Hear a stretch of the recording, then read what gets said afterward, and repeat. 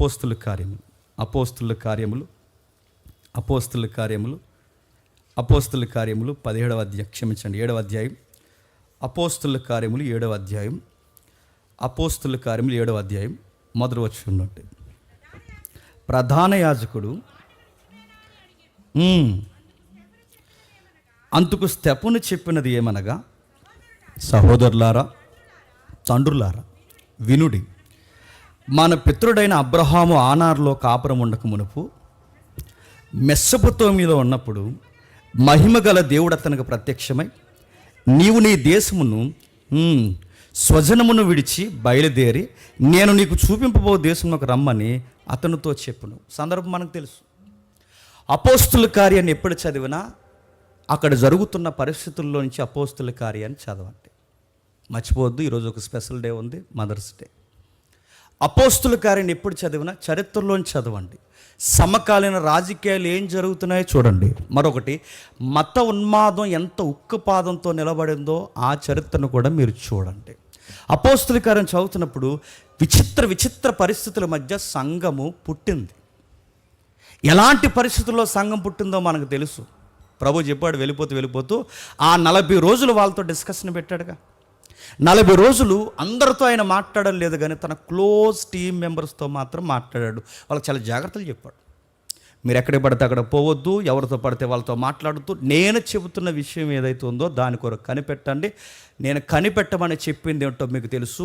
వాగ్దాన సంబంధమైన ఆదరణకర్త మీ మీదకి వస్తాడు. ఆయన వచ్చేంత వరకు మీరు ఎక్కడికి వెళ్ళొద్దు. ఆయన వచ్చిన తర్వాత భూదిగంతాల వరకు మీరు నాకు సాక్షులే. ఇది బిగ్ ప్రాజెక్ట్, మీరు ఎక్కడ కదలొద్దు అన్నాడు. వాళ్ళని అలాంటి పదాలతో, అలాంటి ఆజ్ఞలతో, ఇందాక మనం లాస్ట్ వీక్ అనుకుంటా మనం చదువుకున్న ఏదైతే ఉందో ఆ గ్రేట్ కమాండ్ ఏదైతే ఉందో అలాంటి ఆజ్ఞ వాళ్ళకి ఇచ్చి వాళ్ళని కూర్చోమని ఎరుసలేములో కూర్చున్నారు, ఎదురు చూస్తున్నారు. అన్నట్టుగానే వాగ్దాన సంబంధమైన పరిశుద్ధాత్ముడు తెర మీదకి వచ్చాడు. రావడం ఏంటి, వాళ్ళని అభిషేకించడం ఏంటి, కొత్త భాషలు మాట్లాడడం ఏంటి.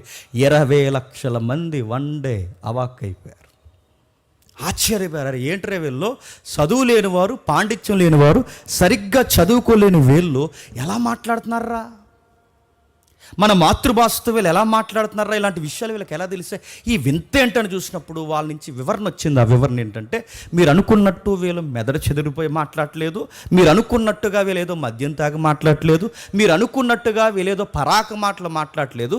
వీళ్ళు ఎలాంటి మాటలు మాట్లాడుతున్నారంటే మీరు గుర్తుపెట్టుకోండి, మీ మదర్ టంగ్నే వీళ్ళు మాట్లాడుతున్నారు. మీ మాతృభాష ఏదైతే ఉందో అదే మాట్లాడుతున్నారు. వాళ్ళు మాట్లాడుతుంది ఏం మాట్లాడుతున్నారు, మీ భాష మాకు వచ్చని చెప్పడానికి మాట్లాడలేదు, మాకు కూడా లాంగ్వేజెస్ వచ్చని బిల్డప్ చేయడానికి మాట్లాడలేదు. వాళ్ళు ఏం మాట్లాడుతున్నారు, ఆ భాషా పరిజ్ఞానంలో వారు సువార్తను మాట్లాడుతున్నారు. ఎప్పుడు గుర్తుపెట్టుకోండి, మనకి ఏ లాంగ్వేజ్ వచ్చినా మనకు దేవుడు ఎందుకు ఆ వరాన్ని ఇస్తాడంటే, నువ్వు గాస్పల్ ఏదైతే ఉందో దాన్ని ఇతరులకు చారవేస్తావని నీకు ఆ వరాన్ని ఇచ్చాడు. లింగలింగం అని ఏదైనా భాష వస్తే మనకి ఇస్తాను తిరుగుతాం మనం. నీకు ఎందుకు ఇచ్చాడు అని అడుగుతున్నా. లాంగ్వేజ్ నీకు ఎందుకు ఇచ్చాడు? నీకు హిందీ ఇచ్చాడా, ఇంగ్లీష్ ఇచ్చాడా, తమిళం ఇచ్చాడా, కన్నడం ఇచ్చాడా, ఇంకా ఏ భాషలు ఉన్నాయి ద్రావిడ భాషలో, ఈ మూకుమ్మడి ద్రావిడ భాష నీకు ఏదొచ్చో నాకు తెలియదు. ఆ తెల్లతోళ్ళు ఎవరైతే ఉన్నారో వాళ్ళ భాష వచ్చా, ఏదొచ్చినా, ఏ టాలెంట్ వచ్చినా సువార్త వ్యాప్తి కొరకే మనం దేవుని వరమును ఉపయోగించాలి. వాళ్ళు ఉపయోగించారు. అప్పటికప్పుడే వచ్చిన ఆ వరాన్ని అప్పటికప్పుడే ఉపయోగించారు. వాళ్ళు గొప్ప భాషా పరిజ్ఞాన పండితులుగా, వాళ్ళు ఎక్కడ విద్యను అభ్యసించకపోయినా దేవుడిచ్చిన వరాన్ని బట్టి సువార్త చెప్పడం స్టార్ట్ చేశారు. చెబుతున్నారు. ఒక్కసారి ఆ ప్రసంగానికి, మీకు తెలుసు ఏం జరిగిందో అపోస్తుల నేపథ్యం, ఒక్కసారి ఆ ప్రసంగం యొక్క తాకిడికి 3000 మంది మారిపోయారు. ఎంతమంది? 3000 మంది. 3000 మంది మారారంటే ఏంటది? సంఘానికి రిబ్బన్ కటింగ్ జరిగింది. గుర్తుపెట్టుకోండి, సంఘం ఫామ్ అయింది, రిబ్బన్ కటింగ్ స్టార్ట్ అయిపోయింది. అంటే బహిరంగ సంఘ ప్రవేశం జరిగింది. అంటే అప్పటికే 120 మంది గదిలో ప్రార్థన చేస్తున్నారు. వాళ్ళ గదిలో ప్రార్థన చేస్తుండగా 120 మంది, ఇప్పుడు 3000 మంది. ఈ 3000 120 మంది కలిపి ఒక పెద్ద సంఘముగా ఉద్భవించారు. ఎప్పుడైతే పెద్ద సంఘం ఉద్భవించారో, సంఘం ఉద్భవించిన వెంటనే మనకు తెలుసు ప్రాబ్లమ్స్ ఎక్కువైపోతాయి. అది అపోస్తులు కట్టిన సంఘమైనా లేదా పౌలు కట్టిన సంఘమైనా, ఎప్పుడు గుర్తుపెట్టుకోండి, సంఘం అంటే ఆయాసకరమైన పనే, సుఖమే ఉండదు. మళ్ళీ చెప్తున్నాను, అన్నిటికన్నా గొప్ప ఉద్యమం ఏంటి చెప్పిన, గొప్ప కార్యక్రమం ఏంటి చెప్పిన, సువార్థికుడి పనే కడుపులో మధ్య కదలకుండా ఉంటుందండి. బిల్లి గ్రహం గారు లైఫ్లో ఒక నిర్ణయం తీసుకున్నాడు. లైఫ్లో ఎప్పుడు చర్చి పెట్టకూడదు అనుకున్నాడట. లైఫ్లో ఎప్పుడు బిల్లి గ్రహం గారు చర్చి పెట్టలేదు, చర్చి కట్టలేదు, చర్చి కట్టించాడు కానీ ఎప్పుడు తన సొంత సంఘాన్ని పెట్టలేదు. చనిపోయే వరకు 50-60 ఏళ్ళు సువార్త చేసి చచ్చిపోయాడు. ఈ థాట్ నాకు ముందున్నా బాగుంది అనిపిస్తుంది అప్పుడప్పుడు. సంఘం ప్రాబ్లం, ఇబ్బందులు, సమస్యలు. ఎందుకంటే ఇక్కడ పాట ఇవ్వకపోతే కోపం, పిలవకపోతే కోపం, ఆదరించకపోతే కోపం, పొరపాటున మానేదని బిజీగా ఉండిపోతే కోపం. ఒక కోపాలు 2 కోపాలు కదా, ఎన్ని కోపాలు, అన్ని కోపాలు నడుతున్నాను. విచిత్రం ఏంటి చెప్పిన, ఆడాడు గొడవ వేసుకుని దేని మీద కోపం ఇస్తారు చెప్పిన, ఇదొక విచిత్రం. ఆడాడు గొడవ వేసుకుని దీని మీద కోపం ఇచ్చి చివరికి ఎవరిని ఇన్వాల్వ్ చేస్తారు అనుకుని ఉన్నానుగా, చెప్పండి. జేమ్స్ పట్టించుకోకపోతే ఎలా అంటారు, అంతే సింపుల్. నడుతుంది. ఇలాంటివన్నీ ఎదురైతే సంఘంలో ఇలాంటి ఎక్కువైపోవడం ఏంటి, గొడవలు పెట్టుకునే స్థాయికి వచ్చారు. మీకు తెలుసు, నేను చాలాసార్లు వివరించాను. ఎక్కడ గొడవ పెట్టుకున్నారంటే, ఎక్కడన్నా పెట్టుకున్నారని చెప్పుకోవడానికి బాగుండు. పోయి గొడవ ఎక్కడే పెట్టుకున్నారంటే భోజనాలు కాడ గొడవ వేసుకున్నారు. గొడవలు ఎన్ని అక్కడ వస్తాయి, ఎక్కడ, భోజనాల దగ్గరే. మరి కూర వేయలేదో, సారు వేయలేదో, వాళ్ళ ట్రెండ్లో మరి చపాతీలు వేయలేదు, మరి ఏం వేయలేదో, ఆ పులకాలు ఒకరికి వేసి ఒకరికి వేయలేదో, మరి కర్రీలు ఏంటో నాకు తెలియదు. కానీ మొత్తం మీద సరిగ్గా పరిచర్య చేయలేదంట. భోజనాల దగ్గర గొడవ అంటే ఖచ్చితంగా భోజనాల దగ్గర గొడవ వస్తుంది, రాదా? ఇప్పుడు సంఘాల్లో భోజనాల దగ్గర గొడవలు రావట్లేదా? రావు. ఎవరినైనా వడ్డించమని పెద్ద మనుషులకు ఎవరికైనా ఇచ్చామనుకోండి, ఆ పెద్ద మనుషులు వడ్డించండి, అందరిని జాగ్రత్త చూడండి.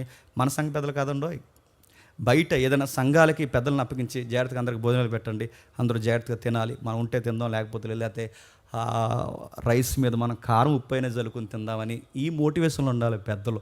కానీ కొంతమంది పెద్దలు ఏం చేస్తారు చెప్పిన, వడ్డించేటప్పుడు కూరలు దాచేస్తారు. కూరలు దాచేయడం ఏంటని అని అడుగుతున్నాను. కూరలు దాచేస్తారు, పెరుగు దాచేస్తారు. ఇంకా చెప్పండి, కోడికి లోపల ఉంటాయి ఇంటర్నల్, చెప్పండి, ఆ లోపల అట్లా మన మాస్ స్లాంగ్ ఉంది, చెప్పండి, సాల్తీలు. ఆ సాల్తీలు ఫ్రై చేసి కూడా దాచేస్తారు. సాల్తీలు దాచేయడం పెట్టరు, ఆ సారు దాచేయడం పెట్టరు. ఎందుకు దాచేస్తున్నారు, ఆ పెరుగు ఎందుకు దాచేస్తున్నారంటే వాళ్ళ దగ్గర ఒక ఆన్సర్ ఉంటుంది.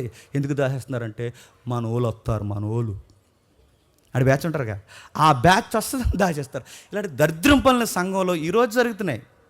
ఆ రోజు ఇచ్చిమించి ఇలాంటిదే, అంటే ఇలానే కాకపోయినా లిటరల్గా ఇలాంటి భోజనాల దగ్గర ప్రాబ్లం వచ్చింది. దేని విషయంలో ప్రాబ్లం వచ్చిందంటే మీరు గమనించండి, అపోస్తులు కార్యం నడిచిన విధానం, వాళ్ళకి లాంగ్వేజ్ విషయంలో కామెంట్ చేసుకునే ప్రాబ్లం వచ్చిందంట.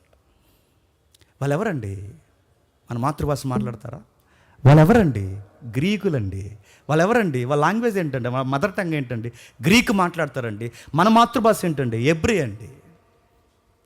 వాళ్ళు ఎవరండి అంటే క్యాస్ట్లు మాట్లాడుకుంటున్నారు ఆ రోజు. మనది ఏ ప్రాంతం అండి, మనం దావీదు పుట్టిన పురం దగ్గర పుట్టినోళ్ళం అండి, మనం యెరూషలేములో పుట్టినోళ్ళం అండి, మనం ఇజ్రాయెల్ దేశంలో పుట్టినోళ్ళం అండి. వాళ్ళు ఎవరండి, వాళ్ళ పేగన ప్రజలు. వాళ్ళు ఎవరు, బయట నుంచి వచ్చిన అన్య ప్రాంతాల నుంచి వచ్చిన వాళ్ళు మనతో మిళితమై కూర్చుంటే వాళ్ళకి భోజనాలు పెడేస్తారా? అయినా ఆ వచ్చిన వాళ్ళందరూ ఎవరండి, విధవరాండ్లు, అంటే భర్త లేనోళ్ళు కూడా కలిపి కూర్చోబెడేస్తారా? బాధ పెట్టేస్తారు. నిజాన్ని గుర్తుపెట్టుకోండి, విధవరాండ్లు అన్నీ కోల్పోయి వస్తారు సంఘానికి. బయట వాళ్ళకి గౌరవం ఉండదు, ఇంట్లో వాళ్ళకి గౌరవం ఉండదు. భర్తను కోల్పోయిన తల్లిని ఎవరిని మీరు చూడండి, వాళ్ళకి ఏమాత్రం సంతోషం బయట వాళ్ళకి దొరకదు. అలాంటి టైంలో ఇసుకుపోయి కుటుంబం వలన, సమాజం వలన ఇసుకుపోయి వాళ్ళకి కాస్త ఏదన్నా ఆనందం దొరికిందంటే అది దేవుని సన్నిధిని సంఘానికి వస్తారు. అక్కడ కూడా మనశ్శాంతి లేకుండా చేస్తే దాన్ని సంఘం అనాలా, సంతానాలు చెప్పండి. అక్కడ కూడా మనశ్శాంతి లేకుండా అయిపోయిందంట. వాళ్ళని చిన్న చూపు చూశారట, విధవరాండ్లను, తమలోని విధవరాండ్లను, పురుషులు లేరని చిన్న చూపు చూశారు. చాలా ప్రాబ్లమ్స్ వచ్చేసాయి. అపోస్తులేమో 24 hours బైబిల్ చదువుకుంటారు. అపోస్తులేమో వాళ్ళు 24 గంటలు పరిశుద్ధాత్మని యొక్క ఉనికిలో, ఆవరణంలో పనిచేస్తారు. అపోస్తులు ఎప్పుడు వాళ్ళ ప్రేయర్ లేపు, బైబిల్ స్టడీ, లేఖనాల వెలుగు, ఈ స్టడీస్లో ఉంటే వాళ్ళకి ఇప్పటికే బిజీగా ఉండి వాళ్ళ ఖాళీ లేకుంటే ఈ కుంపడ గొడవలని తెచ్చి వాళ్ళ చెవిలో ఊదారట. ఎవరి చెవిలో? అపోస్తుల చెవిలో. వాళ్ళు ఏమన్నారు, ఇంకేటీమీ లేదు, ఇంక రేపు నుంచి మేమే పెడతాం భోజనాలు అన్నారా? మనమైతే అదే అంటాం. ఇంకా ఆలేదు, ఎందుకంటే ఇంక మేమే బకెట్లు కట్టుకుంటాం, మేమే వడ్డించేస్తాం అంటాం. ఇది రాంగ్ డెసిషన్. మళ్ళీ చెప్తున్నా, ఈ టీం కాకపోతే ఇంకొక టీము, ఆ టీం కాకపోతే మరొక టీముని సెలెక్షన్ చేయాలంటే మనకు తెలుసు చాలాసార్లు మాట్లాడుకున్నాం. టీంకి క్వాలిఫికేషన్స్ ఏమన్నా ఉన్నాయంటే వాడికి మొట్టమొదట బైబుల్ బాగా తెలియాలి. గాలి గొట్టంగాడు ప్రతి ఒక్కడు టీం మెంబర్ అయిపోడు. మళ్ళీ చెప్తున్నాను, టీం మెంబర్కి కావాల్సిన మరొక క్వాలిఫికేషన్ ఏంటంటే వాడికి కాస్తంత బైబిల్ మీద ఆసక్తి పెరిగిన లక్షణాలు కనబడాలి, వాడికి సాక్ష్యం ఉండాలి, పరిశుద్ధాత్మ అనుభవించే విధానం ఉండాలి. ఇలాంటి లక్షణాలు రైట్, వీడు బాగున్నాడు, వీడి గతం వేరు ప్రస్తుతం వేరు, బాగున్నాడని మన దృష్టికి మనకు అనిపిస్తే ఆడి సాక్ష్యం బాగుందంటే వాడిని కన్ఫర్మ్ చేసి అపోస్తులు ఇచ్చిన బాధ్యతలు అంటే టీం మెంబర్ వాడికి ఇవ్వాలి. అందుకే వాళ్ళు నిర్ణయించుకున్నారు. గొడవలన్నీ ఎక్కడవుతాయంటే నడిపించే వాళ్ళకి తిరమ లేకపోతే చెప్పండి గొడవలు అవుతాయి. నడిపించే వాళ్ళంటే ఎవరు? సీరియస్గా నా వైపుగా చూసేకండి, చెప్పండి. ఉన్నారు కదా మన ఎల్డర్స్, అంటే మనం పోల్చుకొని చెప్తున్నాను, మన ఎల్డర్స్ ఎవరైతే ఉన్నారో వాళ్ళు సరిగ్గా యాక్టివ్ రోల్ పోషించకపోతే ప్రాబ్లమ్స్ వస్తాయి సంఘంలోనికి. వాళ్ళ చుట్టాలను ఒకలాగా, మిమ్మల్ని ఒకలాగా, వాళ్ళ తాలూకులను ఒకలాగా, మిమ్మల్ని ఒకలా చూస్తే సంఘంలో ఆత్మీయ ఎదుగుదల లేని వాళ్ళు వాళ్ళ స్థితిని బట్టి ఆ స్థాయిలోనే వాళ్ళు ఆలోచిస్తారు, బాధపడతారు, కామెంట్ చేస్తారు. వాళ్ళ కామెంట్స్ గొడవకి కారణాలు అయిపోయినాయి. అపోస్తుల దగ్గర తీసుకొచ్చారు. అపోస్తులు ఒక మాట అన్నారు, సరే టీమేగా ప్రాబ్లం, టీం మార్చేద్దాం. ఎవరైతే ఈ ప్రాబ్లానికి కారణంగా ఉన్నారో ఆ 7 మెంబర్స్ని పక్కన పెట్టండి, మరి కొత్త 7 ఎవరైతే ఉన్నారో వారిని తెర మీద తీసుకురండి. తీసుకొచ్చారు, క్వాలిఫికేషన్ ప్రకారం నియమించారు. ఆ నియమించినప్పుడు దేవుడు బాగా వినండి, వీరిని అపోస్తులు పరిచర్య కొరకు, అంటే భోజనాలు వడ్డించే పరిచర్య కొరకు అపోస్తులు వీరిని నియమిస్తే అందులో ఒక అబ్బాయిని మాత్రం దేవుడు వేరేగా నియమించాడంట. ఎలా వేరేగా నియమించాడో ఎప్పుడు గుర్తుపెట్టుకోండి. సంఘంలో ఏదన్నా పని మనకు అప్పగించినప్పుడు అది చిన్నదో పెద్దదో బాధ్యతగా చెయ్యాలి. ఇంకెవరు లేడా అస్తమాల నాకే చెప్తారా అనకూడదు. అలా అన్నావంటే నువ్వు వేస్ట్ గడివి. మరి చెప్తున్నా తమ్ముడు, ఆ పని చేయి అన్నప్పుడు ఇంకెవరు లేరన్న ప్రతిసారి నాకే చెప్తావు అనకూడదు. మళ్ళీ చెప్తున్నాను, నీకు నేను అప్పగిస్తానో పక్క వాళ్ళు అప్పగిస్తున్నారు కాదు, ఎవరో ఒకరు ఒక పని అప్పగిస్తున్నారంటే ఈ పని నెక్స్ట్ పెద్ద పనికి దేవుడు నీకు క్వాలిఫికేషన్గా, నీకు ఒక మెట్టుగా దేవుడు పిలుస్తాడు. అందుకే బరకాల మడతెట్టే పని కూడా నమ్మకంగా చేయండి. నేను చూస్తాను లేదో నాకు తెలియదు, కానీ పరలోకమందున దేవుడు ఖచ్చితంగా ఎవరు ఏ పని నమ్మకంగా చేస్తారు. చాలామందికి ఉండే బాధ అండి చెప్పిన, ఇంకా ఎన్ని పనులు చేస్తే ఏముందండి గుర్తింపు లేనప్పుడు. అంటే నిన్ను ఎవరు గుర్తించాలి? గిన్నిస్ బుక్ గుర్తించాలా? నిన్ను ఎవరు గుర్తించాలి చెప్పండి? ఏమైనా ఇంకా లిమ్కా బుక్స్ ఏమి ఉన్నాయిగా, ఆ బుక్స్లో ఏమరాయి? నిన్ను ఎవరు గుర్తించాలి? గుర్తించాల్సిన వాడు గుర్తిస్తాడు. ఎవరు గుర్తిస్తాడు? నామకార్థపు జ్ఞాపకార్థపు గ్రంథాల్లో సహకారుల పేరు జాబితాని ఎప్పటికప్పుడే రాసుకుని ఒక చిట్ట ఉంది పరలోకంలో. ఆయన జ్ఞాపకం చేసుకుంటాడు, మనం పట్టించుకున్నా పట్టించుకోకపోయినా. అందుకే జ్ఞాపకం చేసుకున్నాడు కనుకే స్తెఫనుని ఆయన్ని తెర మీద తీసుకొచ్చాడు. స్తెఫనుని ఆయన్ని తెర మీద తీసుకొచ్చి ఆయన ఏం మాట్లాడుతున్నా చూడండి. స్తెఫను వచ్చాడట, వచ్చి ఏం జరుగుతుందో చూడండి ఒకసారి. 8వ వచనంలో, స్తెఫను కృపతోనూ బలముతోనూ నిండినవాడే ప్రజల మధ్య మహత్కార్యములను గొప్ప చూసుక్రియలను చేయుచుండెను. అప్పుడు లిబెర్తీలు కొందరును, కురేనీలు కొందరును, అలెగ్జాండ్రియా ఏరియాలో ఉన్న కొందరును, కిలికియా దానికి పక్కనున్న మరొక ఏరియా కిలికియా నుండి కొందరును, మెజారిటీ ఆసియా నుండి వచ్చిన కొంతమంది పండితులు స్తెఫనుతో డిబేట్ చేయలేకపోయారట. ఎప్పుడు గుర్తుపెట్టుకోండి, పరిశుద్ధాత్ముడు మనతో ఉన్నాడు అనుకోండి, పండితులు మన ముందు మాట్లాడినా చెప్పండి అల్లాడింగ్ చేస్తాం మనం. గుర్తుపెట్టుకోండి, పరిశుద్ధాత్ముడు సహవాసం అనుకుంటే వాళ్ళ పిహెచ్డి క్యాండిడేట్లా ఎవరైనా, వాళ్ళు ఏ స్టాండింగ్లో ఉన్నవాడైనా మనం ఎత్తుకునే సబ్జెక్ట్కి బైబిల్ ఇలా కూడా ఉంటుందా అని వాడు అవాక్ అవ్వాలి. వాళ్ళు చెప్తారు, ఈయన మాట్లాడుతున్న ప్రసంగం తట్టుకోలేకపోయారట. వచ్చింది ఎవరు? కిలికియా చిన్నోళ్ళ. ఆ కిలికియా టీం మెంబరే, ఆ టార్స్ కిలికియా టీం మెంబరే యాక్టివ్ మెంబర్ ఎవరు చెప్పండి? పండితుడు పౌలు ఉన్నాడు అక్కడ. అవరు సౌలు ఎవరైతే ఉన్నారో సౌలు గారి టీం మెంబరు. గలిలయ అనే ఒక యూనివర్సిటీ ఉంటే, బాగా వినండి, క్షమించండి, గమలీయేలు అనే ఒక పెద్ద ఆయన ఉంటే, ఆ యూనివర్సిటీలో ఆయన పెద్ద ఆయన ఆ రోజుల్లో ఆయన దగ్గర విద్య నేర్చుకోవడం అనేది అదృష్టం. ఆ రోజుల్లో విద్య నేర్చుకోవడం అనేది ధన్యత. ఆ రోజుల్లో ఆయన దగ్గర విద్య నేర్చుకోవడం అనేది గొప్ప. నువ్వు ఎక్కడ చదువుకున్నావంటే నేను గమలీయేలు దగ్గర చదువుకున్నానని చెప్పుకోవడానికి గొప్ప. అలాంటి వందల స్టూడెంట్స్ ఉంటే అందులో యాక్టివ్గా ఉన్న స్టూడెంట్ ఎవరంట? సౌలు. అదే పౌలు. ఆయన చాలా నెంబర్ 1 స్టూడెంట్ అట. ఆ అబ్బాయికి తెలిసినంత ధర్మశాస్త్రం ఏళ్ళ మీద మాట్లాడారు, ధర్మశాస్త్రం అంతే. పాత నిబంధన ఏదన్నా చక్క ఒడి కడతాడు, ఏదన్నా మాట్లాడతాడు. ఆ అబ్బాయికి తెలియని సబ్జెక్ట్ లేదు. ఆ అబ్బాయికి హిస్టరీ తెలుసు, ఆ అబ్బాయికి సైన్స్ తెలుసు. ఎవరైతే సౌలు అనే వ్యక్తి ఉన్నాడో ఆ అబ్బాయికి లాజిక్స్ తెలుసు. ఆ అబ్బాయికి ఎక్కడ ఏ గ్రీక్ లాంగ్వేజ్ మాటలు అన్నీ తెలుసు, మదర్ టంగ్ ఎబ్రీ తెలుసు. ఒక్కటేంటి, ఆ అబ్బాయిని చూస్తుంటే కదిలే జ్ఞానంలో అనిపిస్తాడు. అత్తగాడి పేరు సౌలు, అదే పౌలు. అలాంటి నెంబర్ 1 స్టూడెంట్ అంటే ఆ యూనివర్సిటీలో జాయిన్ అవ్వడమే గొప్ప, అందులో టీం మెంబర్గా ఉండడమే గొప్ప. అలాంటి యాక్టివ్గా ఉన్న టీం మెంబరు సంఘంలో వంటలు వడ్డించేవాడితో వాదించలేకపోయాడంట. చూసారా, సంఘంలో వంటలు వడ్డించే అబ్బాయితో వాదించలేకపోతున్నాడు. ఎందుకు? నువ్వు వాదిస్తున్నది బుక్ నాలెడ్జ్తో వాదిస్తున్నావు, కానీ అక్కడ నిలబడి వాదిస్తున్నవాడు బుక్ నాలెడ్జ్తో లేడు. చెప్పండి, దైవికమైన ఆవేశంతో ఉన్నాడు. అందుకే నిలబడ్డాడు, దులుపు పడేశాడు. ఈ టీం వస్తుందో, ఆ టీం వస్తుందో, ఈ టీం వస్తుందో, ఎన్ని టీంలు వస్తే మొత్తం టీంలు అందరూ కూర్చోండి, మీ అందరూ ఒకవైపు ఉండండి, నేను ఒక్కడిని ఒకవైపు ఉంటాను, నా సబ్జెక్ట్కి ఆన్సర్ చేయండి. చేస్తారా? ఒక్కడు చేయలేకపోయాడు ఆ రోజు. నువ్వైనా కిలికియా మీ టీం నాతో వాదిస్తారా? అలెగ్జాండ్రియా మీ టీం నాతో వాదిస్తారా? ఇంకెవరైతే ఉన్నారో అక్కడ లిబర్టీ ప్రాంతం నుంచి మీరు నాతో వాదించగలరా? కురేనీలు మీతో వాదించగలరా? వీళ్ళందరూ ఎవరు? మేధావులు. ఆ రోజుల్లో ఒక్క మేధావు కూడా నిలబడలేకపోయారు. మేధావులందరూ మేధావులు అయిపోయారు. ఎక్కడ స్టెఫెను ప్రసంగం ధాటికి తట్టుకోలేకపోయారు. మామూలు విషయాలు మాట్లాడా. అబ్రహాముని ఆయన ప్రూవ్ చేస్తున్న విధానం చూస్తుంటే నేను అనుకుంటాను, హిస్టరీలో ఎంతకన్నా బాగా కోట్ చేసే ప్రసంగికుడు నాకు తెలిసి ఆ హిస్టరీ ప్రసంగాన్ని అంత బాగా కోట్ చేసినాడు ఆ బుక్లో ఇంకంత బాగా ఎవరు కనబడరు. పౌలుకి ముందు తొలి అడుగు వేసింది ఎవరైనా ఉన్నారంటే ఆ బుక్లో ఆయనే. హిస్టరీని ఎంత బాగా కోట్ చేస్తారు. ఇప్పటికీ స్టెఫెన్ కోట్ చేసిన ఆ హిస్టరీ రెఫరెన్స్ని కాదనగలమా? మెసొపొతామియా అనే పదం చిన్న పదమా? ప్రపంచ నాగరికత పుట్టిందే అక్కడ, నదుల నాగరికత పుట్టిందే అక్కడ, మనిషి ఊపిరి పీల్చుకున్నదే అక్కడ. నాగరికత ఏదైతే రాజ్యాంగాలు, ఏవైతే నిబంధనలు, ఒక్కటేంటి సివిల్ కల్చర్ కానీ ట్రెడిషనల్ కల్చర్ కానీ ఒక్కటేంటి, ప్రతి దానికి నాంది పలికింది ఏదైనా ఉందంటే మెసొపొటామియా నాగరికత. అలాంటి నాగరికతలో మన పితరుడు, మీ పితరుడు, మన తండ్రి, మీ తండ్రి, వాగ్దాన సంబంధమైన వారసుడైన అబ్రహాము పిలువబడింది, పుట్టింది, పెరిగింది అక్కడి నుంచే పిలిచాడని అబ్రహాముని ఎంత రికార్డెడ్గా తన ఎక్స్ప్లెనేషన్ ఇస్తున్నాడు చూడండి. అద్దరు కొట్టేసాడు ఆ రోజు ప్రసంగం. అంతేక 7వ అధ్యాయం ప్రసంగం అంతా మీరు ఇంటికి వెళ్ళి చదవండి. ఎక్కడ అబ్రహాము, ఎక్కడ తర్వాత జనరేషన్, ఆ 12 మంది ఎక్కడ, ఆ 12 మందిలో మళ్ళీ యోసేపు ఎక్కడ, అందులోంచి యాకోబు ఎలా వచ్చాడు, అక్కడి నుంచి వాళ్ళు చెర నుంచి బయటకు ఎలా వచ్చారు, ఆ చెర నుంచి బయటకు వస్తున్నప్పుడు అక్కడ వారియర్గా నిలబడిన మోసే ఎలాంటి టైంలో దేవుని చేత ఆ పొద దగ్గర పిలవబడ్డాడు. ఒక్కటేంటండి, హిస్టరీని, జాగ్రఫీని, అన్ని విషయాలు కలిపి ఆయన కలగలిపి ప్రసంగం అలా ముందు పడేస్తే తట్టుకోలేకపోయారు వాళ్ళు. నో ఆన్సర్స్ వాళ్ళ దగ్గర. క్వశ్చన్స్ లేవు, ఆన్సర్స్ లేవు, ఏమీ లేవు. ఏమీ లేవు. ఏం చేస్తాడు చెప్పండి? ఈయన చంపేయాలరా అని డిసైడ్ అవుతారు అంతే.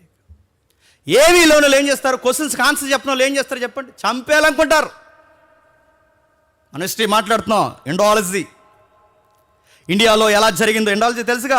ఇండాలజీ ఏం జరిగిందో మనకు తెలుసుగా. మిషనరీస్ రాకముందు ఎలా ఉందో, మిషనరీ వచ్చిన తర్వాత ఎలా ఉందో, మిషనరీస్ రాకముందు అంటే మన రాజమండ్రి చరిత్ర మొదలుకొని, మన రాష్ట్రాల చరిత్ర మొదలుకొని, మన దేశ చరిత్ర వరకు క్రియాశీలకంగా స్వతంత్ర ఉద్యమాల్లో కూడా మన భారతీయుల మధ్య మన స్వజులను ఎంత పోరాట యోధులుగా, విద్యావంతులుగా మిషనరీ వ్యవస్థ మార్చిందో. నెహ్రూను కానీ, రాజ్యాంగకర్త అయిన ఎవరైతే ఉన్నారో అంబేద్కర్ గారు కానీ, ఇలాంటి గొప్ప గొప్ప వాళ్ళందరూ చదువుకున్నది ఇదిగో ఇలాంటి మిషనరీ స్కూల్స్, వాళ్ళు కట్టి పునాదులు వేసిన ఇలాంటి సొసైటీ, క్రిస్టియన్ సొసైటీ వేసిన ఇలాంటి స్కూల్లో చదువుకునే వాళ్ళ గొప్పవారయ్యారని మనం మాట్లాడి బడుగు బలహీన దిగువ స్థాయి వర్గాల వారిని ఎక్కడ కుళ్ళు రాజకీయాలతో, రంపు రాజకీయాలతో, మత ఉద్వేశంతో, మనుషుడికి గౌరవం లేకుండా స్త్రీనిగా పురుషుడిగా విడదీసి ఎక్కడికెక్కడే నువ్వు ఇదిరా, నేను ఇదిరా, నేను తలకాయరా, నేను భుజంరా, నేను పొట్టరా, నేను కాలురా, రకరకాలు చెప్పి నువ్వు అందులో కూడా లేనోడురా, నువ్వు శూద్రులకే దరిద్రుడు అని చెప్పి రకరకాల ముద్రేసి, ముడ్డుకులు ఆకులు కట్టి, మూతికి చెప్పెట్టి రకరకాలు చేసి ఇలాంటివి చేసినప్పుడు అలాంటి కల్చర్ని మార్చింది ఇదిగో మా క్రైస్తవ మిషనరీలు వచ్చి మార్చారని చెప్పినోళ్ళు వాయిస్ని ఏం చేస్తున్నారు చెప్పండి? చంపేస్తారో చెప్పండి, ఏదోటి చేసేస్తారు, ఏదోటి జరిగిపోద్ది కష్టం. ఎందుకంటే సత్యం మాట్లాడుతున్నప్పుడు ఆన్సర్ లేనప్పుడు వంకర సమాజం చేసే పని ఏంటంటే చెప్పాలి, తీసేసే పని చేస్తారు. ఏదన్నా నిజాన్ని మాట్లాడినప్పుడు ఎంత పొగరొచ్చేస్తుందో ఆ సోషల్ మీడియాలో ఎంత పొగరగా మాట్లాడతారు. అమ్మని తిడతారు, కుటుంబీకులను తిడతారు, పిల్లల్ని తిడతారు, రకరకాలు తిడతారు. కానీ మన మరియమ్మను మాత్రం అనేయచ్చు. మన మరియమ్మకి శీలమే లేదంటారు, మన తల్లులకి గౌరవాలే లేవంటారు. మనం పొరపాటున ఏదన్నా వాళ్ళ బుక్లోంచి ఒక్క రెఫరెన్స్ కోట్ చేస్తే ఎంత దారుణాలు. చట్టాలు వాళ్ళకే సపోర్ట్, అన్నీ వాళ్ళకే సపోర్ట్, అధికారాలు వాళ్ళకే సపోర్ట్, అన్ని సపోర్ట్స్ వాళ్ళకి. ఇలాంటి సపోర్ట్ కలిగిన మెజారిటీ మోక ఏం చేస్తుందంటే చంపేసింది స్టెఫెన్ గారు. ఏం చేశారు? చెప్పలేక, కక్కలేక, మింగలేక చివరికి టీం అంతా వచ్చి ఆ అబ్బాయిని గట్టిగా పట్టుకుని పక్కకి తీసుకెళ్ళి ఒక్కడనే చేసి, ఒంటరినే చేసి, టీం మెంబర్స్ 4-5 టీంలు ఒకటైపోయినాయి. ఈ 4-5 టీంలన్నీ ఒకటైపోయి ఆ అబ్బాయిని సమాజంలోకి లాక్కొచ్చి ఆ అబ్బాయిని చూస్తుండగా బట్టలిప్పి మరీ కొట్టేశారంట. ఎవరైతే ఉన్నారో వాళ్ళు కొడుతున్నప్పుడు మళ్ళీ చాలా స్టైల్గా కొడుతున్నారంట. ఎంత స్టైల్గా అంటే ఆ కొడుతున్నప్పుడు పొరపాటున బ్లడ్ కానీ మళ్ళీ వస్త్రాల మీద పడతాదేమో అని ఈ దాడి చేస్తున్న వస్త్రాలకట మళ్ళీ ఒక కాపలాయిని పెట్టారట. ఆ కాపలాయిని ఎవరో కాదు, సౌలు గారంట. నాకు తెలిసి ఆ మనిషి ఎలా తిరుగుంటాడంటే ఆ రోజు అలా కొడతారంట. ఆ నుదుటి మీద కొట్టు అనుంటాడు ఈ మనిషి, అలాంటి ఆ పైన కొట్టు, పెద్ద రాయిలు వాడండి అని ఉంటాడు ఆ రోజు. ఆ బట్టల దగ్గర ఇలా కూర్చుని స్టైల్గా తిరిగి కొట్టండే ఏయ్ కొట్టేయండి, ఇలాంటి ఎంజాయ్ చేస్తున్నారు, చావుని ఎంజాయ్ చేస్తున్నారండి వాళ్ళు. అపోస్తులు ఎక్కడో కూర్చుని సంఘంలో వాళ్ళు బాధ చేస్తుంటే బయటకు వచ్చి ఒక్కడ బాధ చేస్తే తట్టుకోలేక బయట ఉన్న ప్రజలు స్టెఫెను చంపేశారు. అయిపోయింది. సరే, సంఘం ఒక నిర్ణయానికి వచ్చింది, ఇంకేం చేయలేం. ప్లకార్డ్స్ పట్టుకోలేరు, రాజ్యాంగం ముందు నిలబడలేరు, బయటికి వెళ్ళి మాట్లాడలేరు. వాళ్ళకు ఒకటే తెలుసు, చావైనా రేవైనా సువార్త చెప్తారు. చావైనా రేవైనా సువార్త చెప్తారు. ఆ సువార్త చెబుతుండగా సమాధి కార్యక్రమం జరిగిపోయింది స్టెఫెన్ది. సమాధి కార్యక్రమం చేసి ఇలా వచ్చిన వెంటనే కొత్త సౌండ్ ఒకటి వినబడిందంట. ఆ కొత్త సౌండ్ ఏంటంటే ఆడోళ్ళని కూడా ఈడ్చుకెళ్ళిపోతున్నారు అని. ఎవడండి ఆడోళ్ళని ఈడ్చుకెళ్ళిపోయేది అంటే ఆయన అదో రకం. చెప్పండి, సౌలు. లేడీస్ కదా సార్, ఎందుకు సార్ అలా రాంగ్గా హ్యాండిల్ చేస్తారంటే లేడీస్ అయితే అంటాడంట. ఆ మాటే వందనం ఉండదు. కాదు కదా, స్త్రీలని ఎందుకు వచ్చింది? స్త్రీలు అయితే స్త్రీలు కాదు ఇక్కడ, స్త్రీ పురుషులని జెండర్ ఫీలింగ్ దక్కండి. వీళ్ళ క్రిస్టియన్స్ ఉండడానికి చెప్పండి వీళ్ళే. ఏం చేస్తున్నారు చూడండి. 7వ అధ్యాయం దాటి 8వ అధ్యాయంకి వచ్చేసరికి ఆ కాలమందు యెరూషలేములోని సంఘానికి గొప్ప హింస కలుగునంత. ఎందుకు గొప్ప హింస కలుగుతుంది? పైనుంచేమో గవర్నమెంట్ ఇబ్బంది పెడుతుంది, ఇంటర్నల్గానేమో మత పెద్దలు ఇబ్బంది పెడుతున్నారు. ఇంకా ఏం జరుగుతుంది? మతం మూక సరిపోలేదని కొత్తగా ఇదేదో పెద్ద ఉద్యోగంలాగా, జీవనంలాగా, ఇది చేయకపోతే ఇక జీవితం లేదన్నట్టు, నేను పుట్టిందే దీనికన్నట్టు, నేను పుట్టిందే క్రైస్తవుని అతం చేయడానికి పుట్టానన్నట్టు ఆ మనుషుడు ఏం చేస్తున్నాడు చూడండి. భక్తిగల మనుషులు స్టెఫెను సమాధి చేసి అతను గుచ్చి బహుగా ఏడుస్తున్నారు. ఇంకా కన్నీరులో ఉంది, సమాధిలో ఉంది. ఆ సమాధి పొడి కూడా ఇంకా తడి కూడా ఇంకా పొడిగా మారలేదు. ఈ సమాధి ఇంకా ఆరకముందే మళ్ళీ పనికి మాలిన సౌండ్ ఒకటి వినబడింది. సౌలైతే ఇంటింటా చొచ్చి పురుషులను స్త్రీలను ఈడ్చుకొని పోయి దొంగ కేసులు పెట్టించి చెరసాల్లో వేయించి సంఘమును పాడు చేస్తూ వచ్చాడట. ఇప్పుడు గుర్తుపెట్టుకోండి, సంఘాన్ని పాడు చేస్తే సంఘ నాయకుడు స్పందిస్తాడో లేదో నాకు తెలియదు, కానీ సంఘాన్ని పాడు చేస్తే సంఘ పెద్దలు స్పందిస్తారో లేదో, కానీ సంఘాన్ని పాడు చేస్తే ఎవరు స్పందిస్తారు చెప్పండి? రక్తమిచ్చి సంపాదించినాడు స్పందించడా? రక్తమిచ్చి సంపాదించినవాడు సంఘాల్లో ఏదన్నా జరిగితే స్పందిస్తాడు. సర్వేగంగా వస్తాడు, ఎగేసుకుని వస్తాడు, ఎదురు నిలబడతాడు, మాస్ వార్నింగ్ ఇస్తాడు. ఏం తన్నుతున్నావు? ముదుకొనలకి ఎదురు తంటున్నావు, ఎగురు పద్దు కాలేమనుకుంటున్నావు సౌలు. ఇంక స్పేస్ ఇస్తున్నాను, అవకాశం ఇస్తున్నాను. అమాయకులని వాళ్ళ ఇష్టం వచ్చినట్టు నువ్వు గలిబిలి చేస్తూ ఉంటే ఊరుకుంటాను అనుకుంటున్నావా? ఆయన స్పందిస్తాడు. ఆయన సంఘాన్ని గురించి ఆయన చెప్పుకున్న స్టేట్మెంట్ మనకు తెలుసు. ఆయన ఏమన్నాడు? ఆ పౌలు నోట వినిపించాడు, ఇదిగో ఎవడైనను సంఘమును పాడు చేస్తే చెప్పండి వాడు నేను పాడు చేస్తాను అన్నాడు. సంఘానికి ఎదురు తిరిగిన వాడు రాజకీయ వ్యక్తి అయినా, సంఘానికి ఎదురు తిరిగేవాడు మత పెద్ద అయినా, సంఘానికి ఎదురు లేసేవాడు ఎవడైనా, సింహాసనం మీద కూర్చున్న ఆయన గడ్డ కింద చేయబెట్టుకుని వీడు కుప్పు గంతులన్నీ చూస్తాడు. ఒకేసారి పీక మీద అడిగేసి చెప్పండి కథము ఓకే చంపాడేస్తాడు. చూస్తాడు 2-3 సార్లు వార్నింగ్ ఇస్తాడు, ఎక్కలేదా ఇంకోసారి వార్నింగ్ ఇస్తాడు, ఇంకా వెళ్ళలేదా, నీకు చివరి రోజు అదే చెప్పండి. ఇక బర్త్డే కార్యక్రమం ఉండవు, ఇంక నెక్స్ట్ బర్త్డే ఉండవు చెప్పండి, నీకు వెంటనే దిన కార్యక్రమం రెడీ అయిపోతుంది. అందుకే మీరు ఎవరి మీదైనా కోపమించండి, దేంతోనైనా గొడవ పెట్టుకోండి, ఎక్కడికన్నా ఏదైనా నిర్ణయం తీసుకోండి, కానీ చెప్పండి సంఘానికి మాత్రం గలిబీలు జరిగిస్తే ఆయన స్పందించాడు. ఆయన గుర్రం వేసుకుని వేగంగా వెళ్ళిపోతున్నాడు అనుకుంటా, గుర్రం ఉందో లేదో మొత్తం మీద వేగంగా వెళుతున్నాడు. ఆ వేగంగా వెళుతుండగా 8వ అధ్యాయం దాటి 9వ అధ్యాయంకి వచ్చాం. 9వ అధ్యాయంకి వచ్చేసరికి ఆయన గురించి విచిత్రంగా రాయబడింది. ఆ పదం ఏంటంటే కొన్ని పత్రాలు తీసుకున్నాడు, అధికార పత్రాలు ఏంటి, ఇప్పుడు ఈయన ఎవరినైనా కొడితే కేసులు ఉండవు అన్నమాట, ఇంకా దొమ్మిలో పోవాలి. పౌలు గారు వెళ్ళి ఎవరినైనా కొడితే మరి మానవ హక్కులు, ఆ హక్కులు, ఈ హక్కులు, గౌరవాలు, పౌర హక్కులు అంటాయి, ఆ రోజు ఉన్నాయి, ఈ రోజు ఉన్నాయి. ఆ గౌరవపదమైన హక్కులకి భంగనం కలిగించాడు. ఇదిగో మీ రోమా సామ్రాజ్యం కింద ఉండగానే మమ్మల్ని ఈ మనుషుడు కొడుతున్నాడన్న ఒక కేసు ఆయన మీద పడకుండా ఉండాలని అధికార పత్రాలు తీసుకుని, అంటే గవర్నమెంట్ పర్మిషన్ మత పెద్దల ద్వారా ఇంటర్నల్ ఫీలింగ్లోకి వెళ్ళిపోయి అక్కడి నుంచి ఒక అధికార పత్రాలు తెచ్చుకుని, అంటే రేపు పొద్దున ఇంకెవడు ఏమనకూడదు, ఎవడన్నా నీకు ఏంట్రా ఇలా కొట్టడానికి నీకు ఏం పర్మిషన్ ఉందంటే ఇలా చూపిస్తాడనమాట. ఏంటి చెప్పండి, గవర్నమెంట్ నాకు ఇచ్చిన పర్మిషన్, కొట్టేమని పర్మిషన్ లెటర్ తెచ్చుకున్నాడు, చంపేమని పర్మిషన్ లెటర్ తెచ్చుకున్నాడు. యెరూషలేములో ఉన్న సంఘాలను హింసించడం కదండి, అసలు ఇజ్రాయెల్ దేశానికి సంబంధం లేని పక్క దేశానికి వెళ్ళిపోతున్నాడట గుర్రం వేసుకుని. పక్క దేశం అంటే డమస్కస్, సిరియా బయలుదేరి వెళ్ళిపోతున్నాడు. అంటే సిరియా దేశంలో ఉంటే ఈయనకేంటండి, సిరియా ప్రాంతంలో ఉంటే ఈయనకేంటంటే, అంటే ఈయన కళ్ళ ముందు క్రైస్తవ్యం పచ్చగా ఉండకూడదు, ఈయన కళ్ళ ముందు క్రైస్తవ్యం పచ్చగా ఉండకూడదు కనుక ఆయన ఏం చేస్తున్నాడంటే అక్కడ కూడా చంపడానికి వెళ్తున్నాడు. ఎదురొచ్చేసాడు ప్రభు, ఎవరిని హింసించడానికి వెళ్తున్నావు అంటే, ప్రభువా మీరెవరు అన్నారు. నీకు విషయం చెప్పనా, నువ్వు వాళ్ళని హింసిస్తున్నావు, వీళ్ళని హింసిస్తున్నావు, స్త్రీలను హింసిస్తున్నావు, పురుషుల్ని హింసిస్తున్నావు, క్రైస్తవులను హింసిస్తున్నాను అనుకుంటున్నావు, కానీ నువ్వు హింసిస్తున్నది సాక్షాత్తు ఎవరినో తెలుసా, నన్నే హింసిస్తున్నావు. అదేంటి, నేను వీళ్ళని హింసిస్తే నీకు గాయం అవడం ఏంటి, నేను వీళ్ళనంటే నువ్వు బాధపడడం ఏంటి, ఇక్కడ సంఘంలో ఏదో జరిగితే మీరు డిస్టర్బెన్స్ అవ్వడం ఏంటంటే, ఆయన చెప్పే ఆన్సర్ ఏంటో తెలుసా, సంఘము నా దేహం అయితే ఆ దేహానికి శిరస్సు ఎవరు, నేను. నా దేహానికి గాయమైతే స్పందన ఎక్కడొస్తుంది, ఎక్కడ. ఇప్పుడు చెప్పండి, సంఘానికి ఏదన్నా ఇబ్బంది ఎవరి వలనన్నా కలిగితే యాక్షన్ ఎక్కడి నుంచి స్టార్ట్ అవుతుంది చెప్పండి, శిరస్సు నుంచి ప్రారంభం అవుతుంది.